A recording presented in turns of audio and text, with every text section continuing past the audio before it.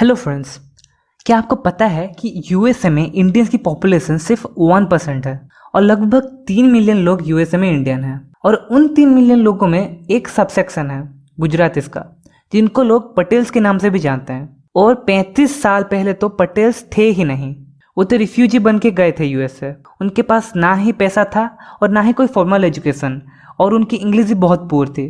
पर आप ये जानकर चौंक जाएंगे कि आज पटेल्स एज ए ग्रुप लगभग $40 बिलियन के मोटेल एसेट्स होल्ड करते हैं। पर इतनी बुरी शुरुआत के बाद एक छोटे से एथनिक ग्रुप ने इतने वास्ट रिसोर्स को कैसे एक्वायर किया? और इस सवाल का जवाब सिर्फ एक शब्द देती है, धंधो। धंधो एक गुजराती वर्ड है।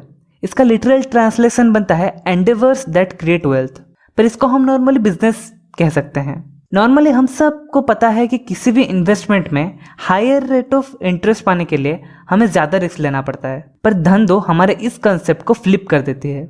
उनके लिए धंधो का मतलब है endeavours that create wealth while taking virtually no risk. Dhandho basically एक फ्रेमवर्क है कि आप कैसे कम रिस्क में ज़्यादा रिटर्न पा सकते हैं। लेट 19th सेंचुरी में कुछ पटेल्स युगांडा माइग्रेट कर गए। वो ट्रेडर्स और लेबरर्स बन के गए ताकि रेल रोड्स बनाने में हेल्प कर सकें। पर वहाँ पर भी उन्होंने अपने धंधो टेक्निक से बहुत सारा बिजनेस एक्वायर कर लिया।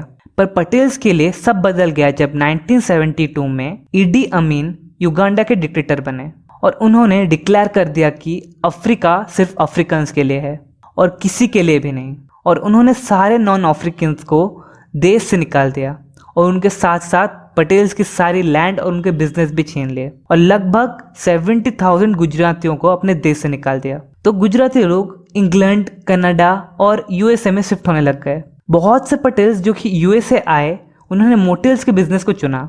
अब ये सवाल है कि मोटेल ही क्यों, और हर कोई मोटेल बिजनेस में ही क्यों जा रहा था? वो भी जॉब कर सकते थे या फिर कोई और भी बिजनेस कर सकते थे, पर मोटेल ही क्यों चुना? ये सब शुरू हुआ सिर्फ एक पटेल से, मिस्टर पटेल, जो कि युगांडा छोड़ने के बाद यूएसए शिफ्ट हो गए थे। पर यूएसए आने के बाद उनको रहने के लिए एक घर चाहिए था। तभी उनके हाथ एक अपॉर्चुनिटी लगी। मिस्टर पटेल ने एक छोटा सा मोटेल सेल में देखा जो कि बहुत ही चीप प्राइस में अवेलेबल था। तो उन्होंने अपने रिलेटिव से पैसे उधार लेकर उसको खरीद लिया।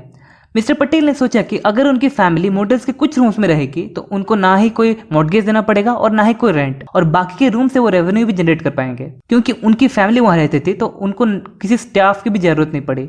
खाना पीना, पोछा लगाना, रिसेप्शन पे बैठना, सब उनकी फैमिली मेंबर्स किया करते थे। इस तरीके से उनके बहुत से एक्सपेंसेस बच जाते थे, जिसकी वजह से बहुत ही चीप प्राइस में वो रूम्स ऑफर कर पाते थे और बहुत से कस्टमर्स अट्रैक्ट होने लगे थे। वहाँ दूसरी तरफ दूसरे मोटेल ओनर्स इतनी चीप प्राइसेस नहीं दे पा रहे थे और पटेल्स को एक कॉम्पिटिटिव एडवांटेज मिल गया। तभी के टाइम यूएसए में रिसेशन चल रही थी और मोटेल बिजनेस लॉस में जा रहा था। तो गवर्नमेंट जितनी जल्दी हो सके सभी मोटेल्स को बेचना चाहता था और मिस्टर पटेल के पास एक बहुत ही अच्छा बिजनेस अपॉर्चुनिटी था। कंडीशंस ऐसे थे कि 90% केसेस में वो अपने पैसे को 20 टाइम्स कर सकते थे और 10% चांसेस ये थे कि वो अपने सारे पैसे लूज कर सकते थे। तो अगर आप ऐसी सिचुएशन में होते तो आप क्या करते? ये एक रिस्क फ्री बेट नहीं था, पर एक लो रिस्क हाई रिटर्न बेट था। मतलब कि अगर हेड्स आता तो आप बहुत ज्यादा जीतते और अगर टेल्स आता तो आप ज्यादा कुछ नहीं हारते। तो मिस्टर पटेल ने एक और मोटेल खरीद लिया और धीरे धीरे अपने बिजनेस को बढ़ाने लगे। कुछ ही सालों में उनका बेटा भी बड़ा हो गया तो उन्होंने मोटेल का बिजनेस उसे दे दिया और वैसे ही उनके रिलेटिव्स, जान पहचान सब मोटेल्स खरीदने लगे और एक्सपेंसेस कम रख के प्राइसेस चीप देने लगे और मार्केट में कम्पिटिटिव एडवांटेज अचीव कर लिया। और देखते ही देखते कुछ ही सालों में स्नोबॉल इफेक्ट की तरह उन्होंने आधे से ज्यादा मोटेल मार्केट को कैप्चर कर लिया था। अब लग रहा है कि पटेल धंधो स्टोरी तो बस एक वन टाइम अपॉर्चुनिटी थी और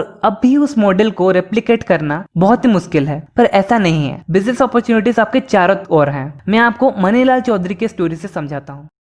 मनीलाल चौधरी एक पटेल नहीं थे, पर उनकी तरह ही वो भी गुजराती ही थे। मनीलाल इंडिया में एक अकाउंटेंट थे। 1991 में वो अपने भाई के हेल्प से यूएसए शिफ्ट हो गए, पर उनको ना इंग्लिश ठीक से आती थी और ना ही उनके पास ज़्यादा पैसे थे और उनका यूएसए में कोई जॉब एक्सपीरियंस भी नहीं था। मनीलाल का पहला जॉब एक गैस स्टेशन में था, जहाँ वो दिन के 16 घंटे काम करते थे। वो वीक के 112 घंटे काम करते थे। उनको पता चला कि सदर्न कैलिफोर्निया में चेरोकी इंटरनेशनल नाम की एक कंपनी है जिसको कि एक पटेल ओन करता है। तो उन्होंने वहाँ इंटरव्यू दिया और सिलेक्ट हो गए।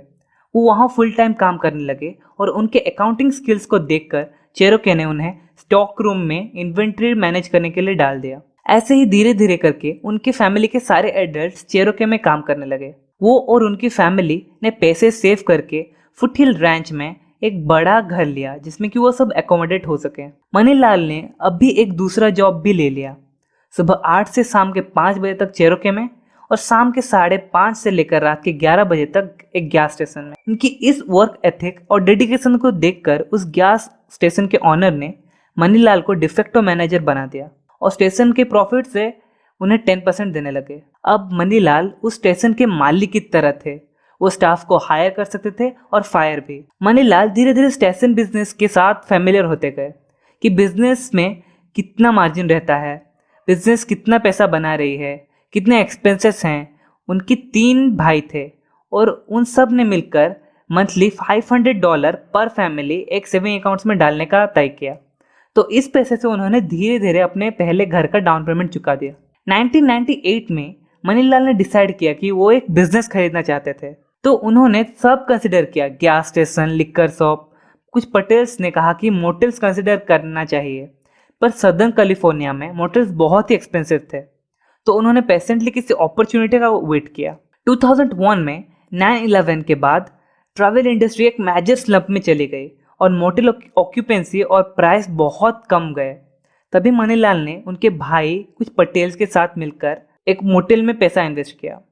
मनीलाल और उनके भाइयों को 25% शेयर मिला उस मोटेल में और वो खुद ही उस मोटेल को मैनेज करने लगे। मनीलाल ने चेरोके में अपना जॉब छोड़ दिया और मोटेल को फुल टाइम चलाने लगे।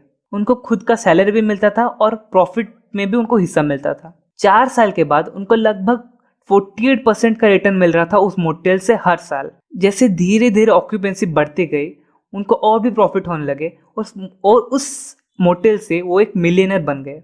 उन्होंने बहुत मेहनत की और पैसे सेव किए और एक अच्छी अपॉर्चुनिटी देखकर इन्वेस्ट किया। उन्होंने पेशेंटली वेट किया सही अपॉर्चुनिटी का।